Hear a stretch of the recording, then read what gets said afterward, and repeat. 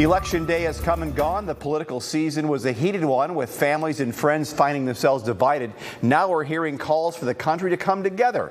Andre Norrells joins us tonight from the University of Toledo, where former Ohio governor spoke just hours ago. And Andre, he had a message that might be surprising to some.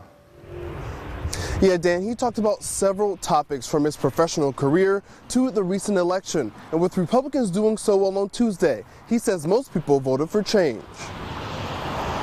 Ohio was well known as a swing state, but now it's considered red. President-elect Donald Trump won the state 3 times. Bernie Moreno beat longtime Ohio Senator Sherrod Brown. And the race between Representative Marcy Kaptur and Derek Meehan is still too close to call, with Kaptur currently only about 1,000 votes ahead. The truth of the matter is people wanted change.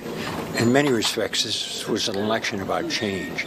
Dick Celeste is a former Ohio governor who served from 1983 to 1991. Other than Ted Strickland, he was the last Democrat to hold that position. Even with Ohio seeming to shift red, he doesn't think party is the only factor for voters. I think that we make a mistake when we color the nation red or blue. The reality is most people want to think for themselves. Fastest growing party is the Independent Party. His lecture Thursday was called "Democracy is Not a Spectator Sport."